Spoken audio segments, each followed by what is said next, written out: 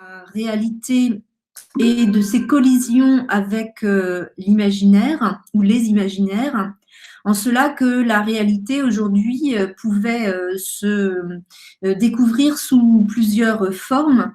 On parle et on pense bien évidemment à la réalité virtuelle, à la réalité augmentée, la réalité mixte, et comment ces nouvelles technologies interfèrent-elles avec cette notion qui est celle de l'imagination.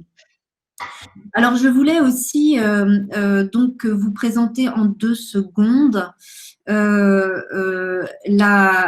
une des manifestations. Est-ce que vous voyez bien mon écran là? Vous voyez un écran qui… Oui, L'écran partagé, pas encore. oui, non? Non. Peut-être le voyez-vous maintenant?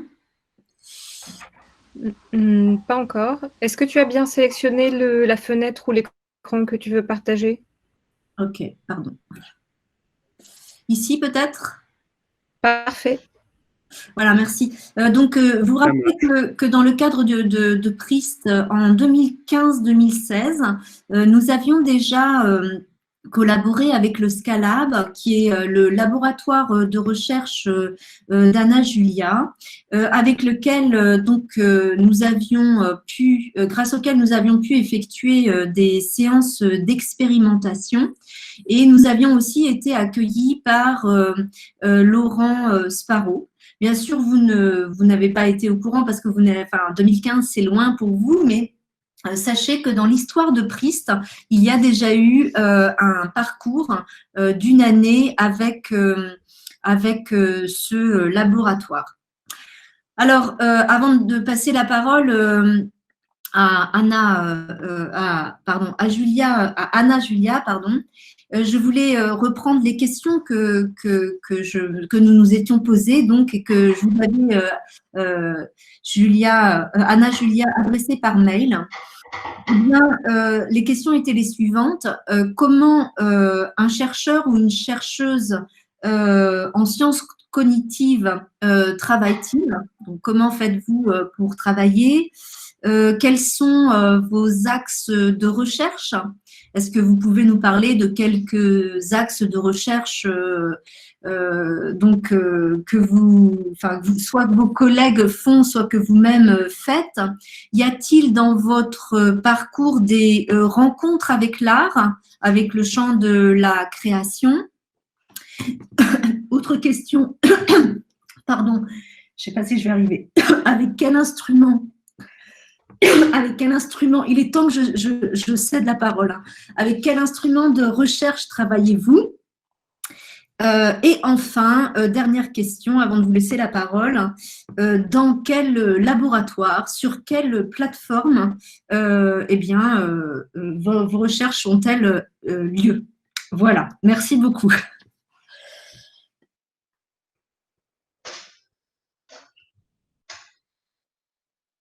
Oui, oui, oui, ok. Donc ça va, tout le monde m'entend bien du coup. Merci d'avoir cette opportunité pour présenter la plateforme SCV. Donc je m'appelle Julia, vous pouvez m'appeler Anna Julia, mais vous pouvez m'appeler Julia. Je suis ingénieure de recherche à la plateforme au pôle SCV Irvine. Et donc, j'ai fait mes études, mon doctorat au Scalab. Je travaille avec Laurence Parot à ce niveau, donc au niveau de la plateforme. Donc aujourd'hui, j'ai organisé une présentation pour vous où j'essaie de répondre à toutes ces questions posées. Donc je vais vous présenter qu'est-ce qu'on fait à la plateforme, pourquoi elle a été créée, quel est le but. Et aussi, je vais parler un peu des équipements de pointe que nous avons. Et qui nous permet du coup de faire des différents types de recherches. Et je vais du coup essayer de donner pendant la présentation des exemples de recherche. Donc soit de recherche académique, soit de recherche, mais plutôt de recherche en collaboration soit avec des entreprises, soit avec des artistes. Donc n'hésitez pas à me poser des questions sur la messagerie. Je vais essayer de faire attention. Si je loupe quelqu'un une question, n'hésitez pas à me faire signe. Et voilà, si je ne suis pas très claire, n'hésitez pas. Alors, donc, je vais essayer de partager l'écran. Donc, à voir si, si je vais arriver. OK. OK. Mais il me laisse. Ah, OK, il faut que je choisisse. Donc là, normalement, vous êtes en train de regarder ce que je regarde. Oui. OK. Moi, j'ai pas. OK. Donc, j'ai mis mon contact en bas et le contact de Laurence Parot, donc le coordinateur opérationnel du pôle SCV. Il voulait bien être présent aujourd'hui, mais malheureusement, il n'a pas pu à cause du Covid et toute la logistique dans l'organisation de la plateforme. Donc, en gros, le pôle SCV, pour commencer, donc il s'appelle Sciences et Couture du visuel. Et ça, c'est l'ensemble d'une communauté de chercheurs qui travaillent sur toutes les formes et les états de l'image. Donc, soit en termes de création de contenu, alors, ok. Soit en termes de création de contenu, soit en termes de perception de ces contenus et des réactions. Ok. Ok. Donc, en fait, on peut organiser la plateforme en termes de deux onglets différents. On a ce qui concerne ce qu'on appelle la plateforme technologique, donc ce que concerne tout ce qui est équipement et l'espace où nous travaillons et où nous faisons nos recherches. Et donc, cette structure, c'est ce qu'on appelle l'Equipex IRDive. Et donc, ici, donc, pourquoi IRDive? Parce qu'il y a le nom Innovation Research in Digital and Interactive Visual Environments. Et donc, c'était le label de Equipex, donc équipement d'excellence. C'est un label donné par l'État français. Et donc, on a ce label depuis 2012 avec des financements aussi européens. La MEL, elle a aussi participé au projet en nous mettant, en choisissant l'endroit où nous menons nos recherches, et que je vais expliquer un peu plus tout de suite. Et ensuite, nous avons aussi différents laboratoires de l'Université de Lille qui participent. Donc, on parle de laboratoires au niveau des sciences cognitives, la psychologie, comme Scalab. Mais ensuite, nous avons CRISTAL, donc le laboratoire d'informatique. Nous avons ERIS, c'est un laboratoire d'histoire. Le CEAC, donc le Centre d'art contemporain, des études d'art contemporain. On a aussi le laboratoire de mathématiques et de langage, de tout ce qui est linguistique.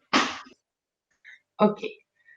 Et en fait, nous sommes à la Pleine Image justement pour faciliter ou pour booster les collaborations avec le monde de l'entreprise. Parce que voilà, parfois on n'est pas très fort à booster l'application directe des connaissances que nous avons au niveau académique. Et en fait, c'était la MEL qui nous a proposé de créer cette structure de l'Université de Lille à la Pleine Image. Donc, pour ceux qui ne connaissent pas la Pleine Image, c'est un cluster des startups qui se situe à Tourcoing. Donc, c'est tous les bâtiments que vous voyez qui font une espèce de cube ou de carré. Les bâtiments en blanc, c'est des bâtiments qui vont être encore construits. Donc, pour l'instant, ils n'existent pas. Tout a démarré avec un Kama qui a pris, je ne sais pas si vous pouvez voir ma souris, mais c'est le grand bâtiment là du côté gauche. Et ensuite, d'autres entreprises ont suivi. Donc, la Pleine Image, c'est tout ce cluster. Donc, je ne sais pas si vous reconnaissez l'endroit, mais juste en face, il y a Pictanovo et derrière, du côté droit, qui n'apparaît pas dans l'image, il y a le Frénois. Donc, on est vraiment à côté d'eux aussi et parfois, on fait des collaborations aussi. Et donc, nous nous situons au bâtiment qui s'appelle l'Imaginarium, qui est au premier étage. Voilà, donc le premier étage, c'est l'étage de recherche. Et recherche en quoi? Donc, en fait, en tout ce qui est la perception humaine, des interactions, donc soit le mouvement de la personne, le mouvement tout seul en interaction, ou en gros des interactions sociales, mais aussi donc dans la vraie vie, mais aussi dans un contexte numérique ou virtuel. On étudie aussi le comportement par rapport au fonctionnement du cerveau, que du coup, c'est un peu ce que vos anciens collègues ont fait en 2015-2016. Et ensuite, nous avons aussi des outils qui nous permettent de bien enregistrer et analyser les réactions émotionnelles des personnes pendant des différentes situations. Ok. Donc, si jamais je ne suis pas très claire, parce qu'en plus je sais que j'ai un accent, n'hésitez pas à me faire arrêter, parce que là, enfin, je me dis que tout va bien, mais je n'entends plus rien, donc je fais juste comme ça pour me. Tout C'est va bien? limpide. Ok, pardon. Ok, super. Ok. Donc, pour démarrer, on a ce qu'on appelle le TOR, donc c'est le Open Reality Experience, et donc c'est un écran de réalité virtuelle unique au monde. Donc Laurence Parot, normalement pour vous présenter, fait la blague, c'est un Babybel coupé à la moitié, on enlève le fromage dedans, donc c'est ça le concept. Donc déjà l'idée c'était de voir est-ce que c'est possible de créer une telle structure et de le faire marcher. Oui. Et l'idée c'était de créer une expérience le plus immersive possible. Donc comme vous voyez dans l'image là, la personne elle peut circuler physiquement dans l'espace, même si c'est pas, enfin, il y a une partie qui a une limite parce que du coup c'est un écran courbé. Le fait qu'il soit courbé, ça permet une immersion plus importante parce que du coup il n'y a pas des ongles comme dans des salles plus carrées. Et du coup c'est mieux en termes de perception visuelle. On n'a pas l'impression qu'il y a un truc qui décloche. C'est vraiment plus net l'image. Et en fait c'est une structure de 10 ordinateurs qui contrôlent 20 vidéoprojecteurs synchronisés et qui ont été installés sur 4 niveaux différents.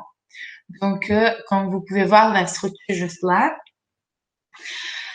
Qu'est-ce que je peux dire de plus? Donc, vous voyez les petits rectangles tout autour de l'écran. En fait, c'est des caméras infrarouges pour enregistrer le mouvement de la personne, pour enregistrer le mouvement de la personne. Comment on fait ça? Normalement, on affiche des contenus en 3D. Et donc, la personne a une paire de lunettes. Et cette paire de lunettes, elle a des capteurs, c'est des petites boules grises. Je vais vous montrer une expérience plus tard et du coup, c'est le même système. Donc, vous allez pouvoir voir. Et en gros, selon les mouvements de tête de la personne, l'image, elle va bouger avec, ce que rend rendu vraiment réaliste. Ça nous permet aussi de donner en retour, en feedback de la personne en termes de mouvement dans l'espace. Ça veut dire, normalement, la personne, quand elle est dans cet écran, elle commence à marcher, mais il y a un moment qu'elle peut plus marcher parce que sinon, elle sera en train de marcher sur l'air derrière, c'est tout seul. Et donc, avec ces capteurs, ça permet de dire aux participants, à la personne, attendez, il faut que vous reculez. Ce qui se passe, c'est que l'image, elle s'éteint si vous vous approchez trop de la fin de l'écran, si je peux dire comme ça. Donc, j'ai déjà un projet à vous montrer qui a été développé pour le TOR. Ça, c'est un projet mené par le laboratoire de l'Université de Lille qui s'appelle IRIS, donc le laboratoire d'histoire.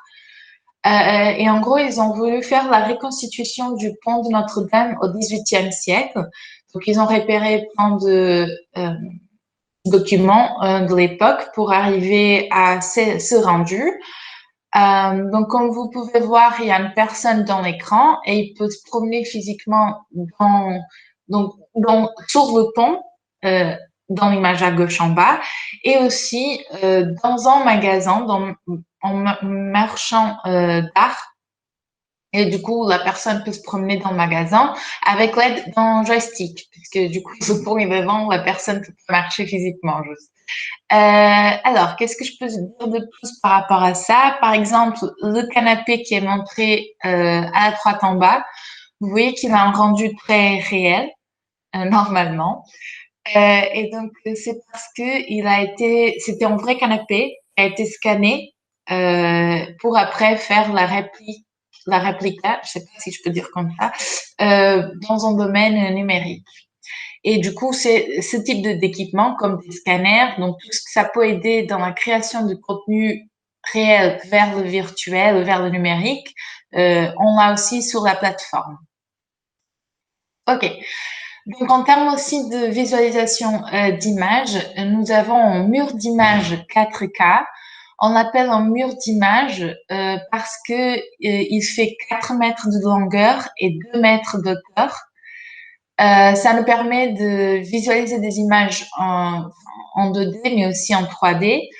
Et très important aussi, c'est un écran multitouche. On peut être jusqu'à 10 personnes à travailler au même temps sur cet écran.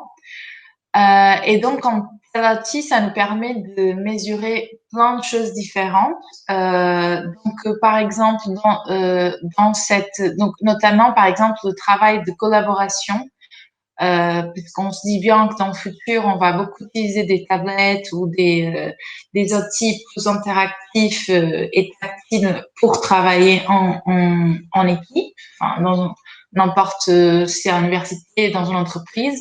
Et du coup, on peut étudier ce genre de situation avec cet écran.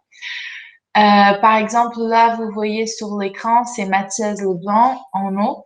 Et donc, en fait, lui, il a coupé des films de propagande nazie dans des petits frames. Et il a fait la même par rapport aux films des Star Wars.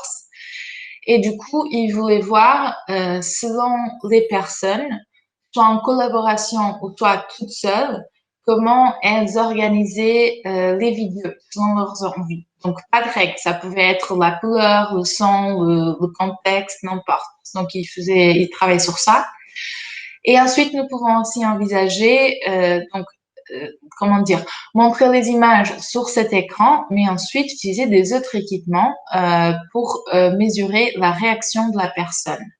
Donc, quand je parle réaction, c'est au niveau cognitif, donc la capture attentionnelle, l'attention que la personne amène à ses contenus, mais aussi d'un côté émotionnel. Donc, qu'est-ce que la personne a ressenti quand elle a regardé ou elle faisait quelque chose. Donc, le petit schéma, graphique en bas à droite, c'est juste un exemple, ce qu'on a dans nos softwares, dans nos logiciels, quand on fait de la motion capture, donc la capture du mouvement, donc les boules grises dont je vous ai parlé, chaque boule rouge, c'est un capteur, et donc ici, c'était, je pense, la personne entière. Ne vous inquiétez pas, là, j'ai une expérience pour vous expliquer un peu mieux comment ça marche. Donc ici, c'était un projet mené par le Scalab, donc laboratoire sciences cognitives et affectives, et le Cristal, donc laboratoire d'informatique et traitement du signal de l'Université de Lille. Et donc l'idée, c'était OK, on sait très bien en psychologie comment les interactions sociales, elles se passent. Mais l'idée, c'était de savoir, OK, donc qu'est-ce qui se passe quand on interagit avec un avatar en essayant que l'expérience ne soit pas flippante, au contraire, que ça soit plus agréable et naturel pour le participant. Donc ici, ce que vous voyez, donc on a commandé dans le Nord, on a fait l'avatar, donc dans un contexte en bar. Et donc le cylindre, j'espère que vous voyez ma souris. Donc le cylindre, c'est censé être en vert. Et ce qui va se passer, c'est que le participant, il va positionner le verre ou le cylindre devant l'avatar. Et selon le geste qu'il va faire, l'avatar, il va décider si le participant, il veut encore plus de vin, et du coup, il va lui servir du vin, ou si le participant a juste posé le verre sur la table et il veut partir. Et en fait, c'est ce qui se passe. Donc, pour ça, on avait pris deux pistes, deux pistes qui en mesurent. Donc, dans un premier moment, on a étudié le mouvement de prendre quelque chose dans la main et de le positionner devant nous. Donc, ce geste avec la main. Et donc, c'est pour ça que vous allez voir, le participant, il a un gant avec des boules grises. Donc, c'est les capteurs qui sont captés, pardon, par la répétition, par ces caméras d'infrarouge. Donc, c'est le système de motion capture, de capture de mouvement que nous avons. Et selon ce geste, selon l'amplitude et la vitesse du geste, on va comprendre l'intention du participant. Donc, en fait, on a l'impression que c'est complètement par hasard, mais en fait, non. Des études montrent que quand notre mouvement de prendre quelque chose et le mettre devant nous sur une table, il a une intention sociale. Donc, on fait vers quelqu'un, on pose quelque chose sur la table pour donner à quelqu'un d'autre. Ce geste, il a une tendance à être plus lent et plus ample par rapport à, OK, non, je pose juste quelque chose sur la table. Et donc, en prenant ça en considération, avec Crystal, on a développé un algorithme qui permet de distinguer qu'est-ce que c'est un comportement, à quel moment c'est un comportement avec une intention sociale ou pas. Avec ça, on a aussi ajouté les mouvements oculaires. Donc, comme vous voyez, le participant, il a des lunettes. Et donc, ici, quand je parle de mouvement oculaire, c'est pas vraiment qu'on a enregistré ces mouvements oculaires. Ce qu'on a fait, c'est qu'on a pris la caméra de devant. Ça veut dire la caméra, les lunettes de mouvement oculaire, elles ont tous une caméra, ce qu'on appelle une caméra de scène en face. Et donc, c'est juste là, si vous voyez ma caméra à moi, donc c'est juste ici. Et en gros, ce qui se passe, c'est que c'est la caméra qui nous permet d'avoir le même point de vue que la personne. OK? Et donc, c'est l'image qui est montrée dans la télévision à gauche sur ce slide. Et en fait, ce qui se passe, c'est qu'on a développé un algorithme pour faire la reconnaissance faciale, dans ce cas de l'avatar. Et quand le participant il fait un geste plus lent et plus ample, en plus de faire du contact oculaire avec l'avatar, donc ça, c'est des pistes qu'il prend en considération pour décider de l'intention sociale de la personne. Donc là, je vais vous montrer ce que ça donne.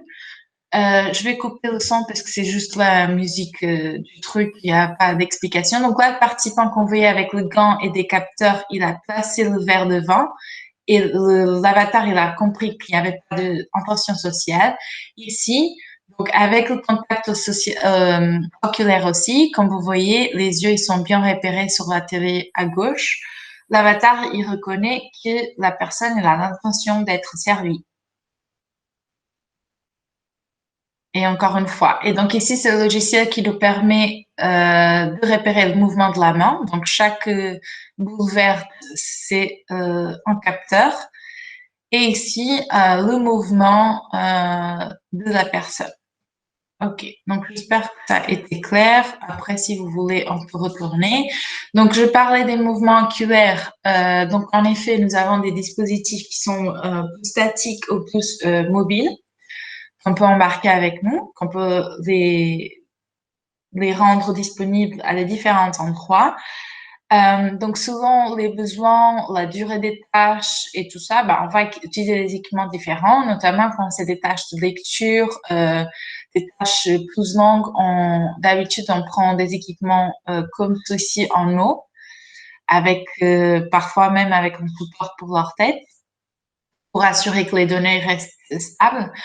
Et sinon, on a des systèmes, comme j'avais déjà dit, comme vous avez vu, des lunettes. Du coup, ça nous permet d'aller dans les musées, dans les théâtres, pour voir l'expérience de la personne. Je n'ai pas des slides à vous montrer, mais c'est vrai que nous avons fait l'année dernière, et il y avait une pièce de théâtre au Théâtre du Nord qui s'appelait Trieste, au Triestre, ou quelque chose comme ça, pardon, je n'ai pas en tête le nom.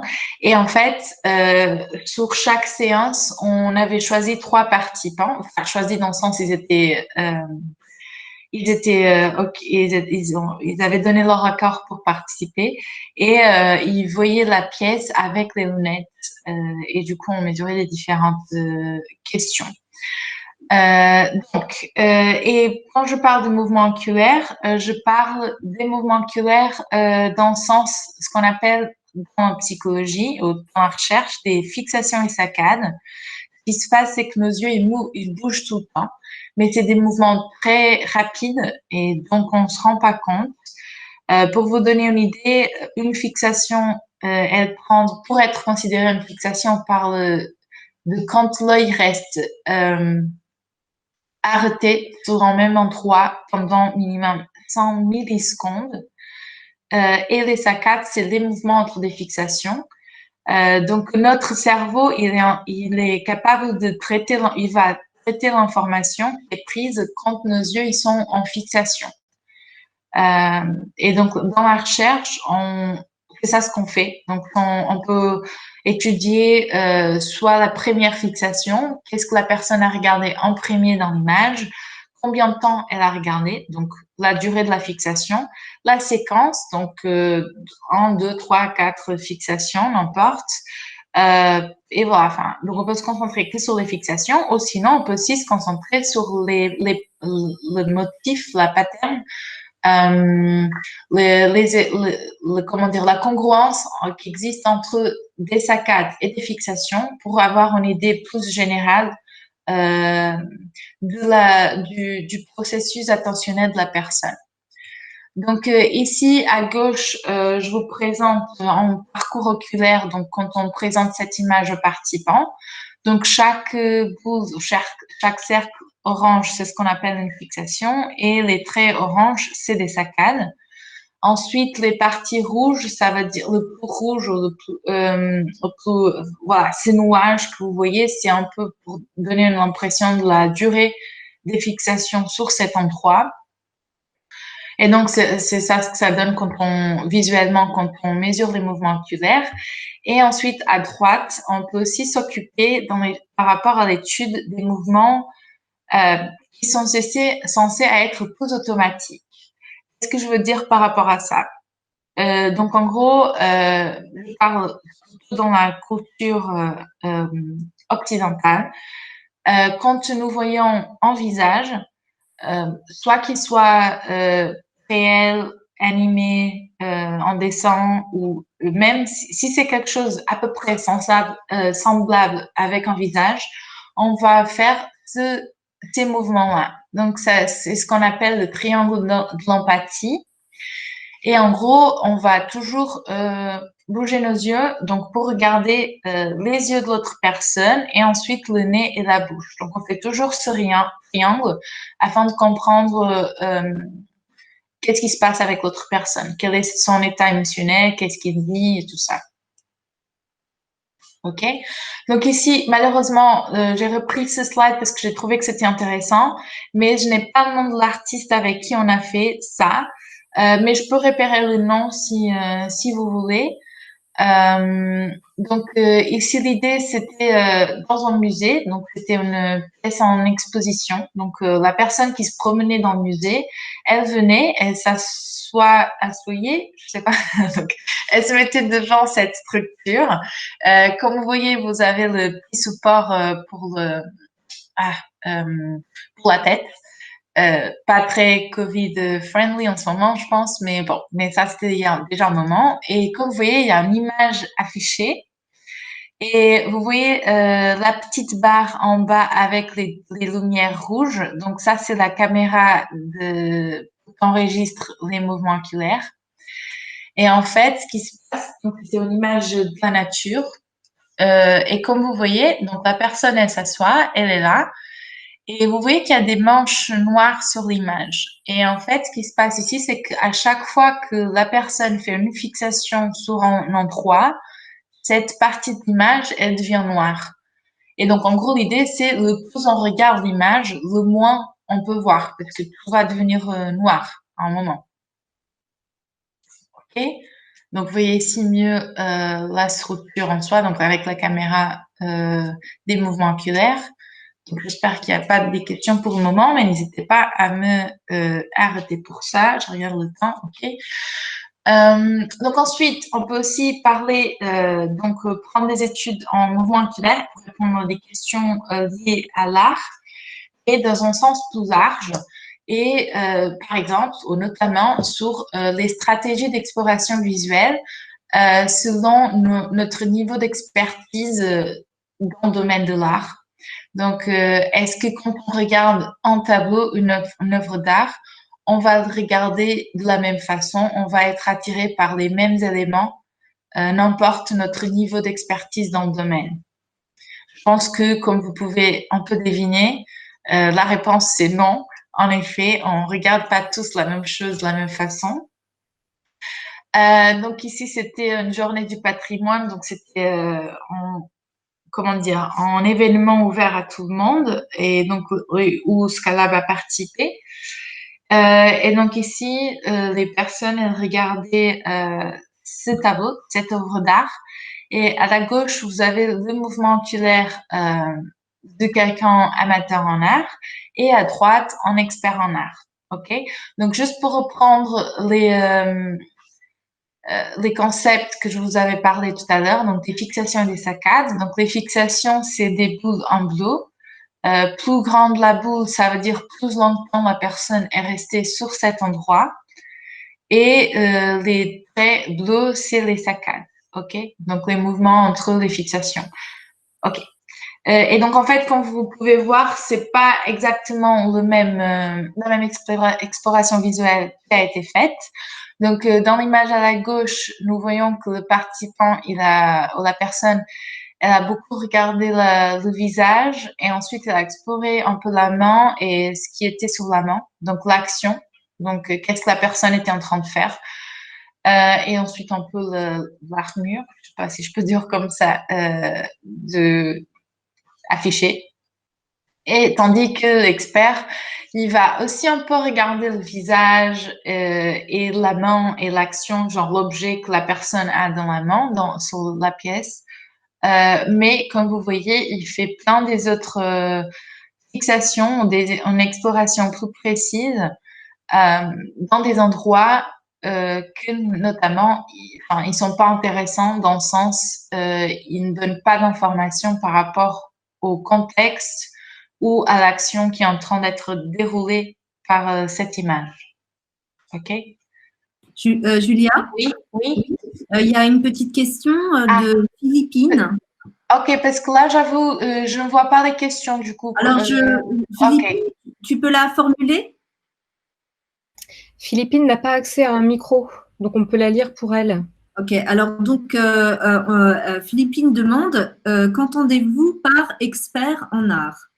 Oui, ok, très bonne question. En fait, c'est donc par exemple en directeur d'un musée, par exemple, il va faire ce genre de comportement. En étudiant en art aussi, parce que du coup, quand je parle d'amateurs, c'est vraiment des personnes qui peuvent aller dans le musée de façon plus culturelle pour se promener, mais qui ne sont pas connaisseurs. Donc, c'est dans ce sens-là. Donc, c'est expert, c'est sens large, c'est toutes les personnes qui connaissent assez bien soit le sujet, soit le peintre, l'artiste en question, soit le domaine, les techniques utilisées aussi. OK? Est-ce que c'est plus clair comme ça? Oui? Oui. Oui, ok, ok, ok. Donc ensuite, on peut aussi envisager l'analyse des réactions par rapport au contenu multimédia. Donc ici, je parle de contenu multimédia, même si cet exemple est vraiment tourné sur la publicité. On peut envisager ce genre de mesure pour n'importe quel type de contenu visuel en fait. Et ici, donc c'était aussi, ça c'était une étude entre Scalab et en collaboration avec une entreprise, La Pleine Image, qui n'existe plus, mais à l'époque c'était Perceptual Media. Et en fait, ce qu'on a fait ici, c'était de reprendre une mesure qui est beaucoup utilisée dans la médecine pour identifier des possibles glaucomes dans les yeux. Et c'est on mesure ce qu'ils appellent la dispersion. Tandis qu'ici, on a adapté la méthodologie.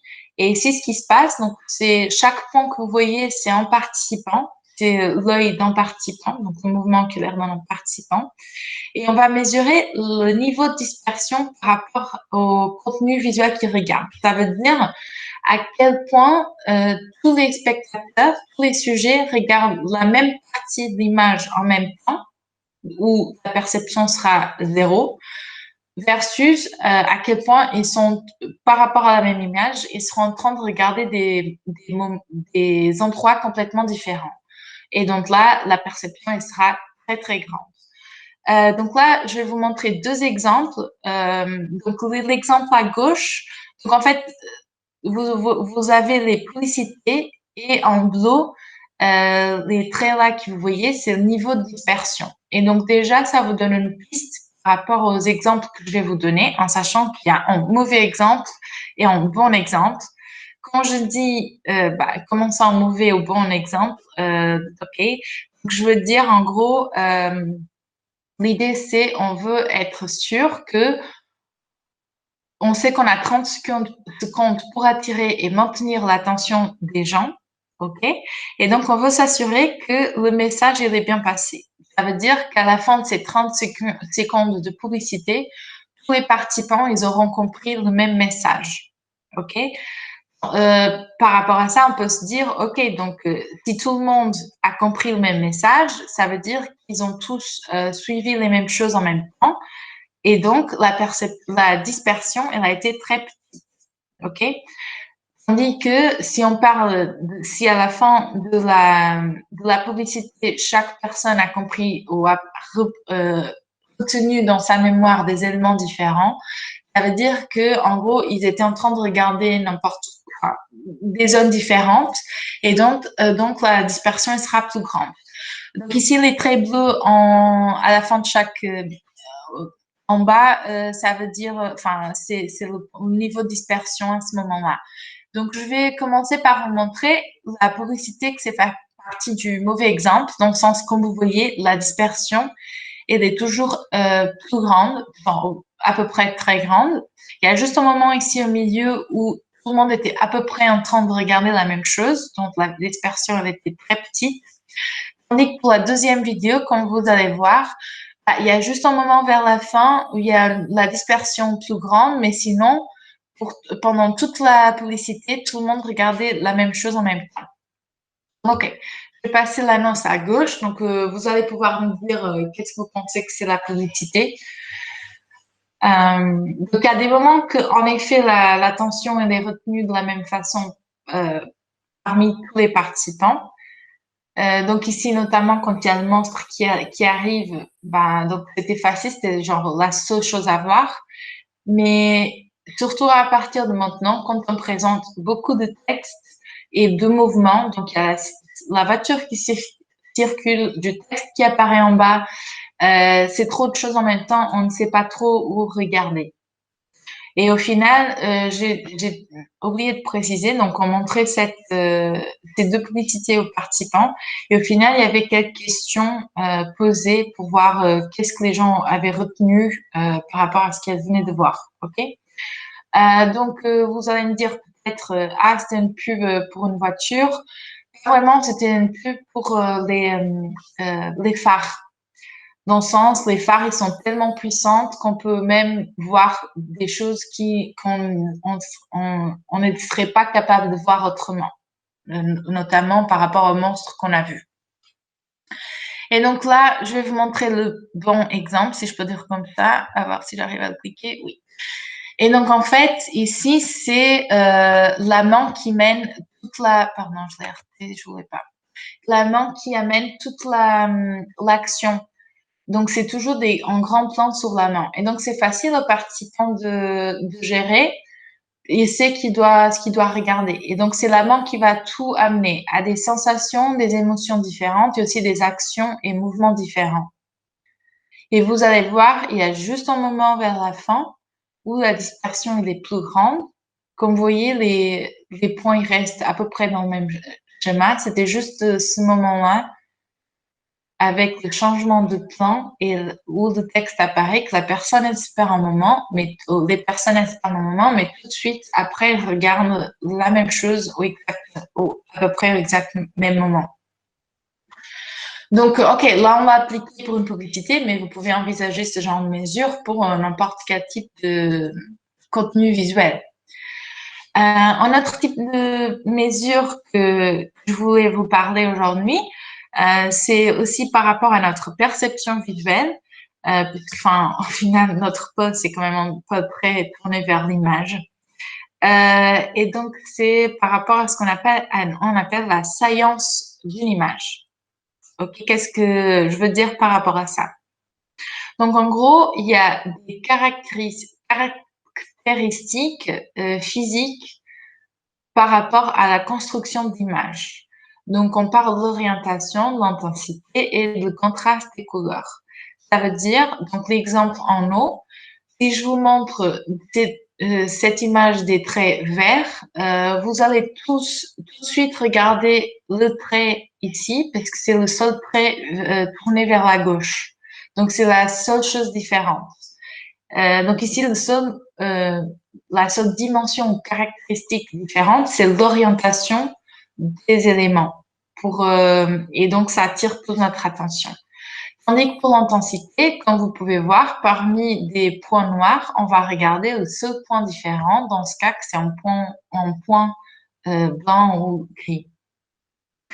Au final, le contraste des couleurs, donc on a des cercles, ils sont tous verts, il n'y a qu'un cercle qui est rouge, et donc notre attention va être attirée par l'élément qui a une couleur différente du reste. Donc ça, c'est des règles de perception visuelle, si je peux dire comme ça, qu'on a pris en considération. Et ce qu'on peut faire, c'est qu'on peut analyser le contenu visuel à être montré aux participants et avoir ce qu'on appelle à la fin une carte des sciences. Ça veut dire c'est une carte qui va essayer de prédire quels sont les éléments dans l'image qui vont être plus attirants. Ça veut dire qu'ils vont attirer plus l'attention des participants dans un premier moment. Ok, j'espère que ça soit clair pour tout le monde. Donc, par exemple, ici, dans l'exemple en bas, vous voyez, donc, il y a cette image-là qu'avec des cercles bleus, qu'avec des cercles verts, et il y a juste un cercle rouge. Et donc, si vous venez ici à la carte science à la fin, donc, il y a différents éléments saillants, mais c'est vraiment ce côté avec la boule rouge qui va attirer plus l'attention. Et là même en bas, donc on a les différentes directions, des différentes couleurs. Et avec tout ça, en prenant tout ça en considération, on arrive aussi à avoir une carte de science. Quel est l'intérêt? Du coup, on peut envisager comparer ce qui cette carte prédit versus où les gens ont vraiment regardé. Pour aller plus loin en termes de la perception visuelle, donc les théories de la perception visuelle, mais aussi pour comprendre du coup qu'est-ce qui a déclenché l'intention du participant dans un contenu. Donc ici, par exemple, c'est une œuvre d'art abstraite. Donc on a l'image originelle à gauche et la carte de science à droite. Et donc, comme vous voyez, il y a des éléments. Donc, en gros, c'est où il y a le trait rouge et ensuite les cercles noirs qui vont être les saillants. Donc, a priori, vont attirer plus notre attention. Parce que, je n'ai pas précisé, mais en gros, les théories dans la perception visuelle, ils disent comme au début, et quand je dis au début, c'est dans les premiers secondes quand on présente un contenu visuel, nos yeux, ils vont s'afficher, enfin, ils vont s'arrêter notamment dans les endroits où ces caractéristiques physiques, elles vont être les plus saillantes.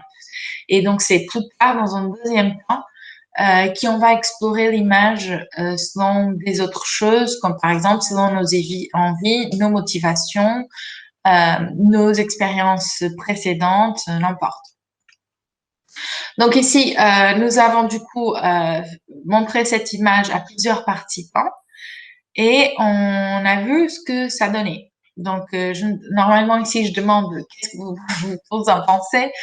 Visiblement, je pense pas que c'est pas très possible aujourd'hui, donc je vais déjà vous donner la réponse. Et donc en fait, ce qui se passe, donc je vous montre à la gauche les données par rapport aux premiers 5 secondes de présentation d'image et à droite les 5 secondes suivantes. Ok. Et donc ça, c'est une carte de chaleur. Et en gros, le plus les couleurs sont warm, enfin, ou les boules que vous voyez là, en gros, c'est où les gens regardaient vraiment. Et comme vous voyez, pour les premiers 5 secondes de présentation de l'image, bah, les données, ils collent très bien avec la carte de séance. Donc, ça veut dire où les gens, on prédisait que les gens allaient regarder. Tandis que pour les 5 secondes suivantes, on voit que bah, la personne, là, elle est en train d'explorer des autres éléments aussi. OK? On peut aussi appliquer ce genre de mesures pour des études plus appliquées aussi dans le sens du design et dans ce cas, dans le design automobile. Donc ça, spécifiquement, c'était un peu mes travaux de thèse. Donc ça, c'était fait chez Scalab avec Renault. Et donc, nous avons utilisé des différentes catégorisations des voitures. Ici, je vous présente une catégorisation qui a été faite juste en prenant en compte la forme de la voiture sur 2 axes, ce qu'on appelle l'auteur, est-ce que c'est des voitures plutôt basses ou plutôt hautes, et la deuxième dimension, le contour. Est-ce que la voiture a des angles plutôt angulaires ou donc est-ce que la voiture est plutôt angulaire ou est-ce qu'elle a des côtés plus ronds ou arrondis? Donc en prenant tout ça en compte, on avait montré 40 voitures différentes aux participants et c'était une tâche libre dans le sens la personne était juste, on disait juste vous pouvez regarder la voiture où vous voulez. Vous allez regarder des voitures, vous pouvez explorer l'image comme vous voulez. Et donc on avait 40 voitures bien organisées pour avoir le même comment dire, les catégorisations équilibrées par rapport au nombre de voitures qu'on présentait. Et ensuite, on a fait aussi une carte de séance pour chaque voiture. Et ensuite, on a fait la comparaison donc, où rapport à la carte de séance où la personne était censée, entre guillemets, regarder, versus où la personne a vraiment regardé. Et en fait, ça nous a mis à ce tableau. Donc, très rapidement, en gros, ça veut dire le plus grand le score, le plus similaire, le plus grand niveau de similarité. Donc, grande similarité entre où les gens étaient censés, entre guillemets, regarder et où elles ont vraiment regardé. Le plus bas le score, ça veut dire, bah, OK, les cartes de séance prédisaient en type de mouvement oculaire, mais en gros, les gens, ils ont regardé ailleurs. OK? Et comme vous pouvez voir, il n'y a qu'une catégorisation de voitures où, en effet, cette séance était très importante dans le sens qu'il y a eu une grande similarité. Et donc, c'était pour les voitures basses et angulaires. Donc ici, je vous montre la carte séance pour une des voitures basses et angulaires. Qu'est-ce que ça veut dire? Donc, en gros, il y a 3 grandes zones de séance identifiées par l'algorithme. Et donc, en gros, on a vu que pour ce genre de voiture, les gens, en effet, regardent plus ces zones-là. OK? Et donc, ça, sans trop entrer peut-être dans le détail, parce que je ne veux pas vous, comment dire, bore. Je veux que ça soit intéressant quand même. Mais ça, c'est juste un petit schéma qui explique un peu la perception visuelle. Donc ici, on a le contenu qu'on va regarder. Et donc ici, c'est notre tête, si je peux dire comme ça, où on décide, où on va essayer de comprendre qu'est-ce que c'est, ce qu'on est en train de regarder pour l'interpréter, donner un sens. Et donc, en gros, on a ce qu'on appelle des influences bottom-up ou top-down. Donc, bottom-up, c'est tout ce qui est par rapport aux caractéristiques du stimulus, du contenu qu'on est en train de regarder. Donc, ça veut dire l'orientation, l'intensité, le contraste des couleurs. OK? Donc, du coup, on peut se dire pour les voitures basses et angulaires, ces influences bottom-up, elles sont plus importantes et elles jouent un rôle plus déterminant dans notre exploration visuelle de ce type de design. Tandis que pour les autres 3 types de catégorisation ou de forme des voitures, il y a des autres influences qui jouent dans notre exploration visuelle. Ça veut dire ce qu'on appelle les influences top-down. Et donc, ça veut dire nos motivations, nos expériences précédentes, nos croyances, tout ça. OK? J'espère que ça soit clair, qu'il ne soit pas trop d'infos tout d'un coup. OK? Vous me tenez au courant. Donc, jusqu'à ici, je me suis focalisée surtout en termes d'exploration visuelle, mais sinon, et du coup des phénomènes attentionnels, mais on peut aussi s'intéresser aux mesures des émotions. Donc, quand je parle des mesures des émotions, je parle en gros, on a des équipements de pointe qui nous permettent de mesurer de façon plus ou au moins embarquée, ça dépend du besoin, le fonctionnement du système nerveux périphérique, notamment le système sympathique et parasympathique. Donc, ce système-là, ça correspond à toute notre termination nerveuse qui nous permet à nous de contrôler notre corps. Il y a pas mal de ces actions qui sont automatiques.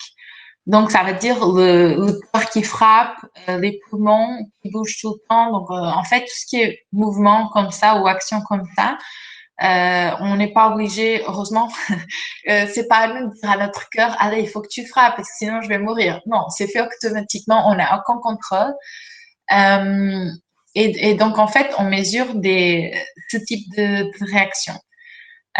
Aussi, on parle de termination nerveuse, donc ce qui nous permet de sentir, de toucher, d'avoir la sensation du toucher, du goût, la vision, donc comment ces informations elles arrivent au cerveau par rapport à l'activation sympathique et ou parasympathique qui peut avoir place. Donc, peut-être que je parle un peu du chinois, mais l'info plus importante, je pense, ou plus essentielle à retenir, c'est que quand on parle ici de mesure des émotions, on ne parle pas vraiment de dire est-ce que la personne elle est contente, elle est triste, elle est surprise. On ne parle pas vraiment des émotions comme ça. On parle surtout des émotions sur 2 axes, ce qu'on appelle l'activation ou arousal et la valence. Ok, donc arousal ou activation, est-ce que c'est un contenu qui m'a très activé ou pas? Genre, si je vois une image d'une araignée et que moi j'ai de la phobie des araignées, je vais être très activée. Tandis que si je vois une image d'une fleur, ben si j'aime bien cette fleur, ben et si j'ai pas des problèmes, des phobies bizarres par rapport à ces fleurs, ça va être une expérience plus calme. Ok, je vais être moins activée. Et par rapport à la valence, en gros, on le distribue en mode négatif et positif. En prenant toujours l'exemple de l'image de l'araignée et de la fleur. Donc, si j'ai une phobie des araignées, quand je vois une image d'une araignée ou quand je vois une araignée, je vais être très activée, donc activation très forte et valence très négative, parce que ça va être une expérience très plaisante du tout pour moi. Tandis que du coup, quand je vois la fleur, ça va être une expérience plus agréable, donc valence positive, et pas vraiment d'activation, où je vais être tout calme et détendue. OK? Donc, à nouveau, on a des différents dispositifs pour mesurer ce type de réaction. Donc, quand je parle de activation et valence, je parle surtout à des fluctuations en termes du rythme cardiaque, de l'activité électrique de la peau et de la respiration. Qu'est-ce que je veux dire par l'activité électrique de la peau? En gros, c'est déjà écrit, c'est de la microsudation. Donc, quand on est très activé, notre symptôme est de suder, d'avoir de la sudation. Et donc là, on parle surtout des micro-changements, donc des choses que normalement les gens elles ont une réaction physique par rapport à ce système nerveux périphérique, mais cette réponse, elle n'est pas assez forte pour arriver à la conscience de la personne. Ok? Parfois oui, parfois non. Ok? Et en gros, ce que je voulais dire, c'est que jusqu'à ici, on mesurait tout ça, mais C'était plutôt dans la forme de questionnaire à la fin de l'expérience de la personne.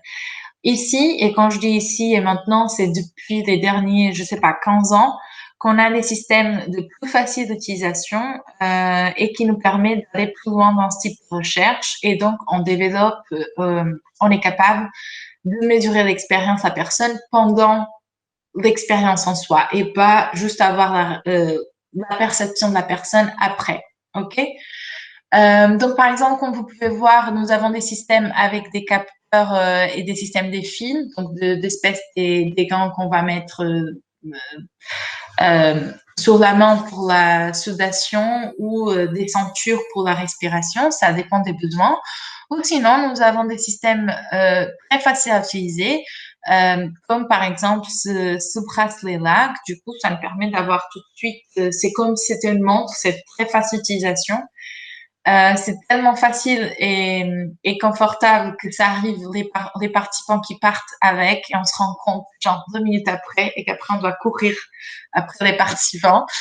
Et ensuite on a aussi des caméras thermiques. Donc c'est des caméras qui permettent de mesurer des micro-changements de température. En fait, on se rend pas compte, mais nous avons des différentes températures selon des différentes zones de notre visage. Et on peut attribuer ou faire une association, une corrélation entre ces différences de température et différents états émotionnels. Notamment, par exemple, la température du nez, elle est beaucoup liée au niveau de stress de la personne. Donc ici, cette caméra bleue-là, c'est la caméra en soi. Donc on le met derrière, tourné vers le participant. Le participant est en train de regarder en contenu multimédia ce qu'on veut lui montrer.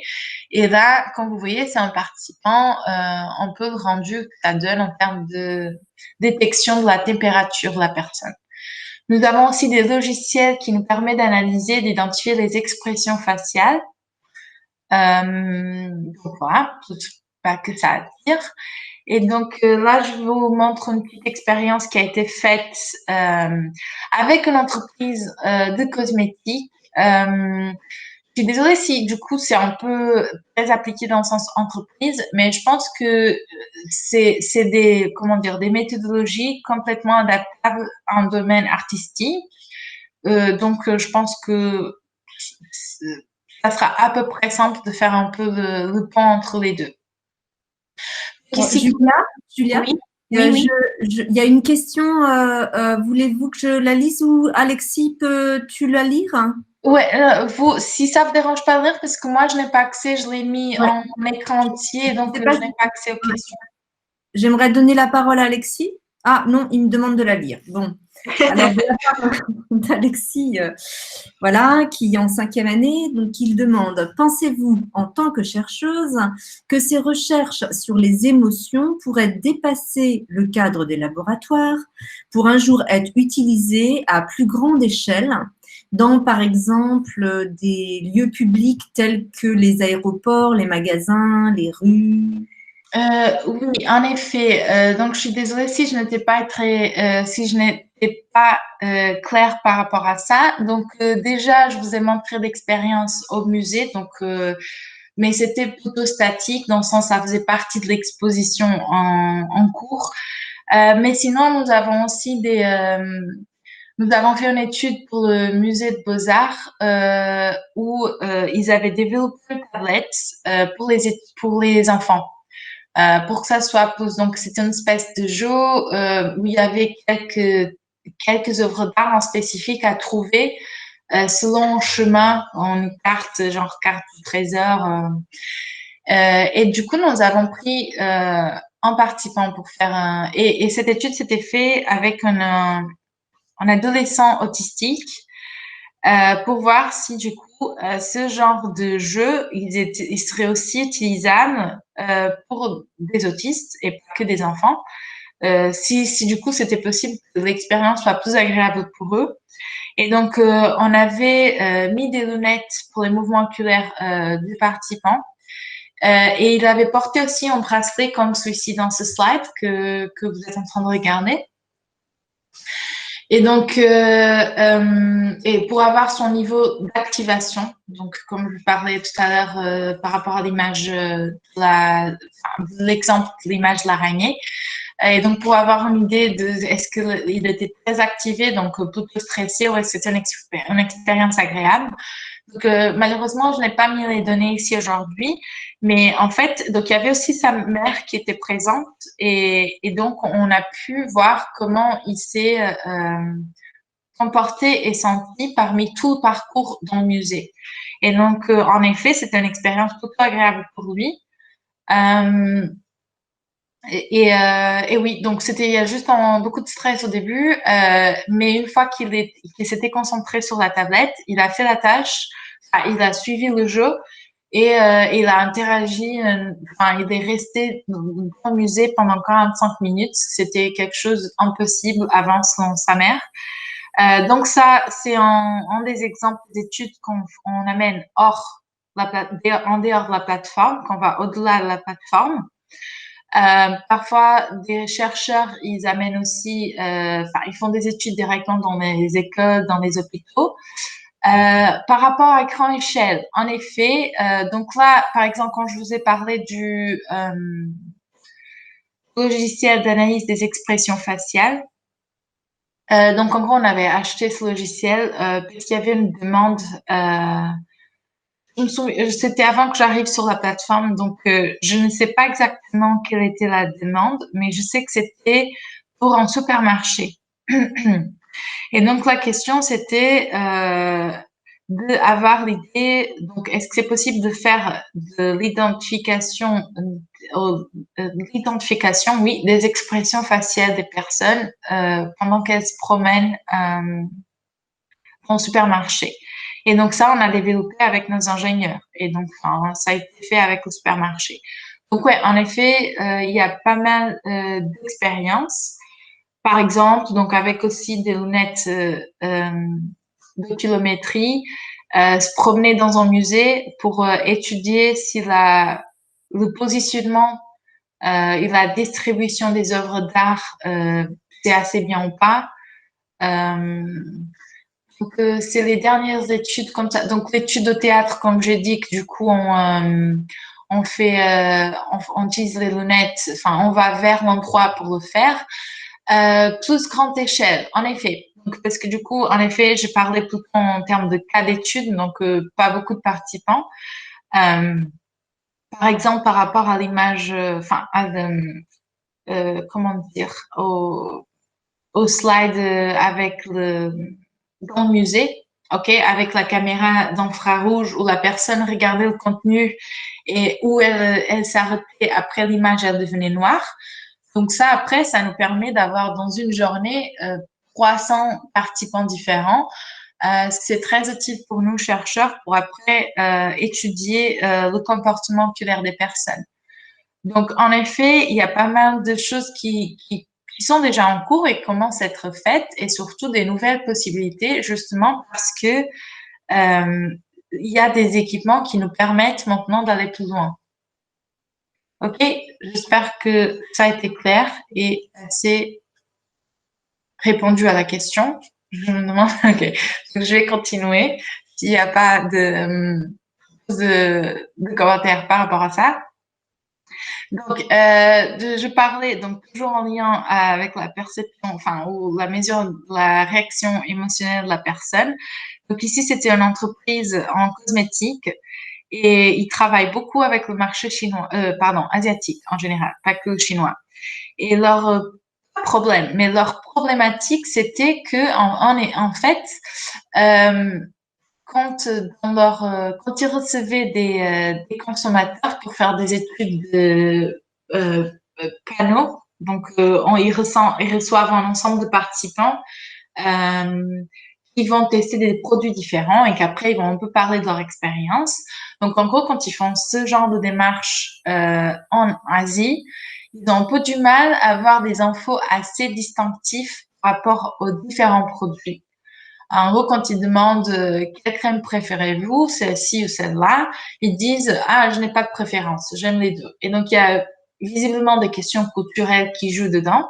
Donc la question de ne pas dire directement, je ne suis pas d'accord, je n'aime pas trop, parce que c'est vu comme mal poli. Et donc l'idée c'était, est-ce que c'est possible donc de différencier l'expérience de la personne en prenant en compte des mesures plus objectives. Et donc ça veut dire le fonctionnement du système nerveux périphérique, donc l'activation sympathique et parasympathique. Et donc ici, ce que vous voyez, donc c'est le niveau d'activation de la peau électrique de la peau. Donc quand je dis, je pense que j'ai pas expliqué. Donc quand je parle d'activité électrodermale, donc c'est l'activité électrique. Et donc plus grande l'activation, plus l'électricité va couler sur notre peau. Et donc c'est là que ça rend à la sudation. Ok. Donc en fait, si nous avons les données pour le même participant par rapport aux deux crèmes. Euh, donc, crème A, c'est le premier graphique, crème B en bas. Et donc, en gros, la ligne bleue, c'est le niveau de l'activité électrodermale du participant. Et chaque ligne rouge, c'est une étape de l'expérience. OK? Et en fait, cette expérience, elle s'est déroulée sur différentes étapes. Nathalie, vous me dites si je déborde beaucoup dans l'heure, ok? Donc, par rapport à cette expérience, je vais essayer d'aller plus vite. Donc, par rapport à cette expérience, la personne, elle commençait pour ouvrir le flacon de la crème. Donc, première étape. Ensuite, le sentir, deuxième étape. Troisième étape, le toucher, juste avec un doigt. Et la dernière étape, l'appliquer. Et donc, on voit, par rapport au niveau de l'activité électrodermale, que la personne, elle n'a pas du tout réagi de la même façon. Donc, son corps, il n'a pas eu la même réaction par rapport aux deux crèmes. Même si sa réponse verbale, c'était non, les deux crèmes, je n'ai pas de préférence, c'est la même chose pour moi.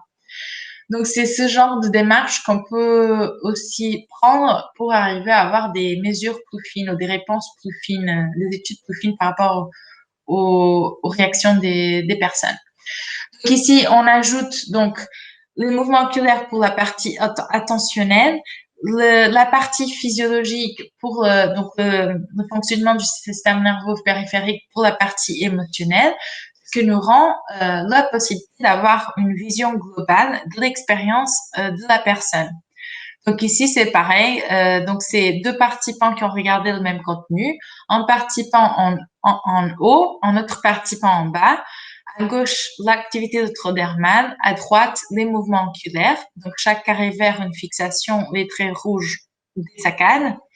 Et donc, on voit déjà que les deux participants n'ont pas réagi du tout au même type de, exactement au même contenu visuel.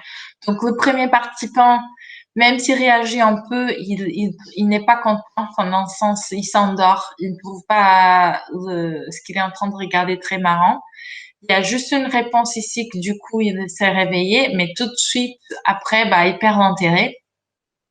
Tandis que là, la personne, il a été, bah, on voit qu'il y a une décroissance globale, mais dans le sens qu'il y a beaucoup de pics, donc beaucoup de réactions, ça veut dire beaucoup de réponses par rapport à ce qu'il est en train de regarder. Et en effet, on voit qu'il a interagi beaucoup plus avec le produit que le premier participant. OK? OK. Donc celle-ci, je pense que vous allez bien aimer. Donc ça, c'était un projet développé entre Scalab et les Balthazar Nebula. Et là, je touche la fin. Je m'excuse si je déborde trop en termes de temps. En fait, l'idée, c'était justement de mesurer l'état émotionnel de la personne et de l'attentionnel de la personne pendant qu'elle interagit ou elle visualise une œuvre d'art. Donc, à nouveau, les Balthazar, je pense que c'est des artistes belges. Donc là, je vais rien dire parce que tout est expliqué dans la vidéo. OK? Mais bien sûr, si vous avez des questions, n'hésitez pas.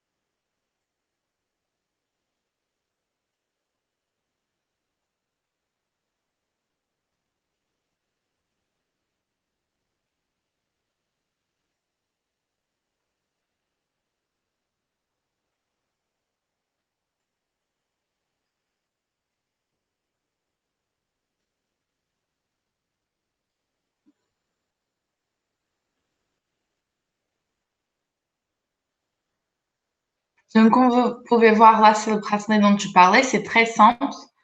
Donc, c'est vraiment comme une montre et on peut regarder sur la tablette directement ce que ça donne. Enfin, ça veut dire les données, les réactions en direct. Donc, comme vous pouvez voir. Donc, il y a plusieurs métriques qui sont enregistrées. L'activité de l'autre dermale, la température, blood pressure, donc il y a pas mal de métriques. Après, ça dépend de ce qu'on veut utiliser. Ensuite, le kilomètre. Donc, nous avons plusieurs modèles ici. Dans ce cas-là, c'était le Pupillab. Donc, c'est ça qui nous permet de voir. Donc, à droite, l'œil de la personne, s'il est bien pris en compte, et à gauche, ce que la personne est en train de regarder.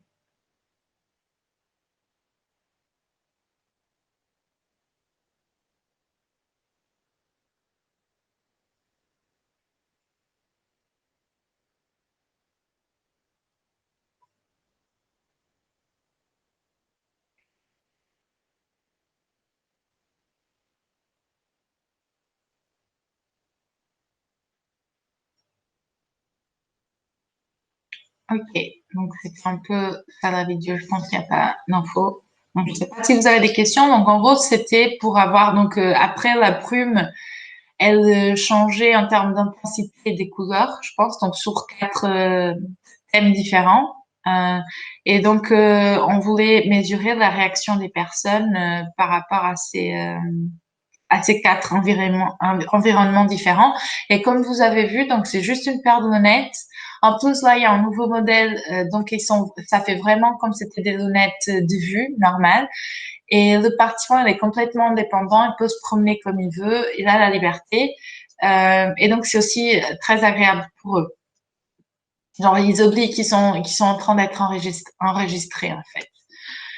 Donc, nous avons aussi une salle que nous avons, là, je suis vraiment sur la fin. Donc, ce que on appelle lab test. Donc, c'est une salle très modulable, dans le sens qu'on peut le couper en 2 salles ou avoir une grande salle.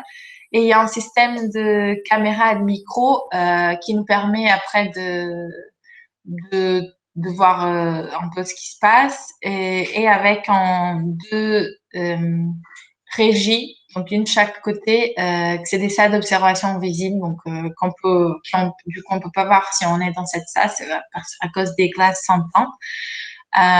Donc ici, parfois, nous faisons des tests utilisateurs et des choses comme ça. Au final, nous avons aussi de l'imagerie cérébrale. Donc ici, nous avons des équipements vraiment tournés vers le domaine académique, même si nous avons après des casques comme celui-ci que vous voyez, qu'on met juste une espèce de couronne sur la tête, que ça donne des informations très simples, juste auto-activation ou déactivation de la partie frontale du cerveau, mais que parfois c'est assez comme information qu'on veut. Et donc, nous avons léger ou la NIRS. Et donc, léger, il nous donne donc ce système avec tous les fils à gauche que vous voyez en haut. Et donc, ça nous permet d'avoir une très importante des informations très fines au niveau temporel. Quand je dis temporel, donc je parle vraiment ce qui se passe en termes de millisecondes. À droite, donc une image de la NIRS, c'est plus facile, ça prend moins de temps à placer tout ça et que c'est très forte pour la localisation. Donc, quelles zones du cerveau sont activées pour faire telle tâche. Et pour finaliser, en gros, j'ai mis ici un peu l'autre type d'équipement que nous avons, dans le sens, je sais pas, ça pourrait être utile aussi pour vos travaux. Et donc, c'est plutôt des équipements qu'on utilise beaucoup pour tout ce qui est création de contenu numérique. Donc, soit des caméras multispectra qui nous permet du coup de voir des choses à des couleurs qui ne sont pas observables pour nous, les humains. On a un goniofotomètre qui nous permet de faire la lecture de comment la lumière elle est reflectée par l'objet pour après faire son modèle dans un domaine virtuel. Et ensuite, on a des scanners, des imprimantes 3D et on a aussi un système de son spatialisé que c'est très intéressant. mais que malheureusement, je ne peux pas vous montrer maintenant. Mais peut-être à la fin du confinement, ça serait possible de prévoir une visite, je ne sais pas. Donc là, j'ai fini la présentation que j'avais à vous faire. Je ne sais pas si du coup vous avez des questions, si c'était assez clair, mais donc voilà.